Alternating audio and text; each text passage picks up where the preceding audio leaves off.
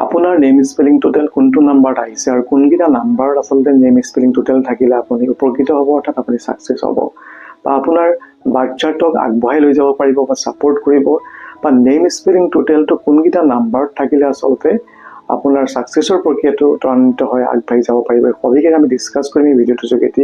মোৰ বিশ্বাস আপুনি 100% ভাল পাব। তেন্তে আহক আৰম্ভ কৰোঁ।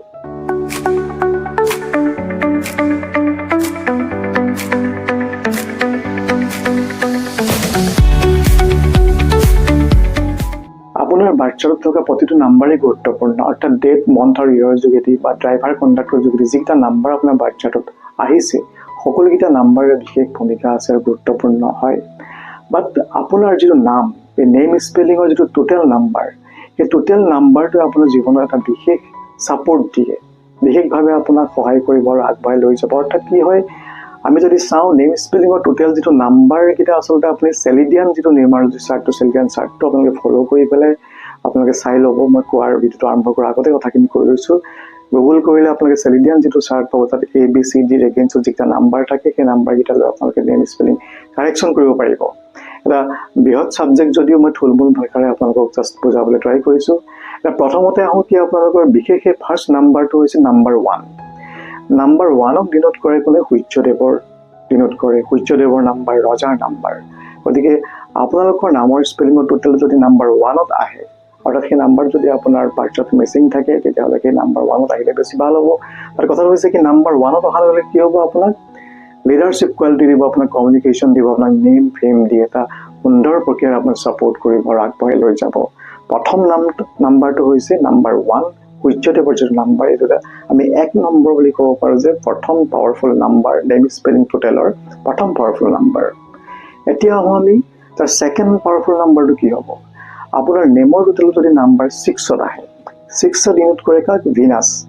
ভিনাছৰ ওচৰত যিটো এটা বৃহৎ পৰ্টফলিঅ' আছে, লাক্সাৰী, গ্লেমাৰ থাকে, ধন, জন, মান, যশ সকলোখিনি থাকিব, বিদেশ ভ্ৰমণ থাকিব, বিদেশ ছেটেলমেণ্ট থাকিব, ইত্যাদি ইত্যাদি, এটা বৃহৎ পৰ্টফলিঅ'। চ' নাম্বাৰ 6ক আমি ছেকেণ্ড এটা পাৱাৰফুল নাম্বাৰ হিচাপে ক'ব পাৰোঁ। লগতে নাম্বাৰ 6 যিহেতু এটা চ'ল নাম্বাৰ হয়, গতিকে আপোনাৰ নাম্বাৰ 6ত যদি আপোনাৰ নেম টোটেলটো আহে, নেম স্পেলিং টোটেলটো আহে, তেতিয়া আপোনাৰ জীৱনত ছাকচেছৰ ৰেচিঅ'টো অভিয়াছলি হাই হ'ব, আগবঢ়াই লৈ যাব। থাৰ্ড যিটো পাৱাৰফুল নাম্বাৰটো হৈছে নাম্বাৰ 5, যিটো মোৰো বহুত প্ৰিয় নাম্বাৰ, কাৰণ 5টো মোৰ মিচিং আছে। চ' কথাটো হৈছে কি, নাম্বাৰ 5ৰ পাৱাৰ এইটোৱে যে ডিনোট কৰে কোনে? কাক ডিনোট কৰে? মাৰ্কিউৰী।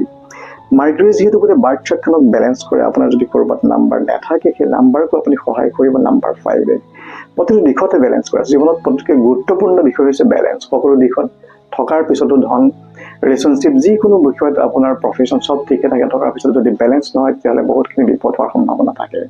চ' নাম্বাৰ 5 যিহেতু বেলেঞ্চৰ নাম্বাৰ, গতিকে নাম্বাৰ 5ত যদি আপোনাৰ নেম টোটেল থাকে, অভিয়াছলি আপুনি উপকৃত হ'ব আৰু আপোনাক আগবঢ়াই লৈ যাব, অৰ্থাৎ বাৰ্থ চাৰ্টখন আপোনাক বেলেঞ্চ কৰিব। তাৰ পৰা আমি আৰু এটা নাম্বাৰ কথা ক'ব পাৰোঁ, সেইটো নাম্বাৰ 3, ডিনোট কৰে জুপিটাৰ।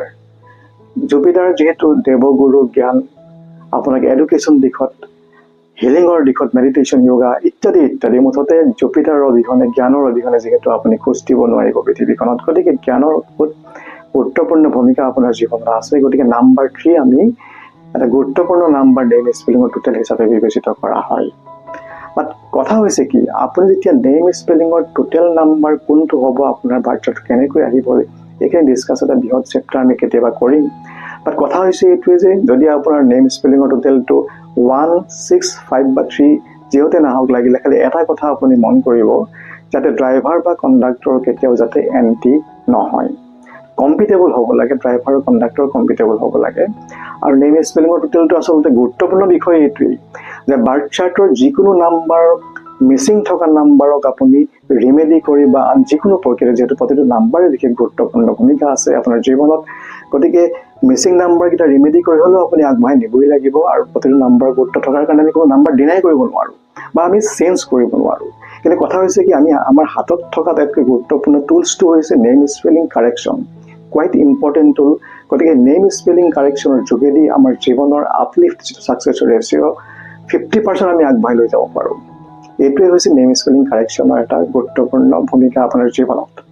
গতিকে নেম স্পেলিং কাৰেকশ্যন কৰাৰ সময়ত সদায় সাৱধান হ'ব, যাতে আপোনাৰ ড্ৰাইভাৰ বা কণ্ডাক্টৰ কেতিয়াও এণ্টি নহয় বা তাৰ লগত কম্পিটেবল হোৱাটো বহুত গুৰুত্বপূৰ্ণ। আমি পিছে পৰে কেতিয়াবা ডিছকাছ কৰিম কোনকেইটা নাম্বাৰ কেনেকৈ আচলতে থাকিলে মিচিং নাম্বাৰ কেনেকৈ ক্ৰিয়া কৰে বা কোনটা নাম্বাৰে বিশেষভাৱে আপোনালোকৰ বাৰ্থ চাৰ্টত ছাপোৰ্ট কৰিব বা কাৰোবাৰ কিবা অসুবিধা থাকিলে মোক আপোনালোকে হোৱাটছআপ কৰিব পাৰে মেইল কৰিব পাৰে মেছেজ কৰিব পাৰে অবভিয়াছলি ডিছকাছ কৰিব পাৰিলে মই সুখী হ'ম জনাওঁ দিবলৈ মই অবভিয়াছলি সুখী হ'ম তেন্তে বন্ধুসকল পুনৰ লগ পোৱাৰ পূৰ্ণ পৰিস্থিতিৰে thank you friend love you bye take care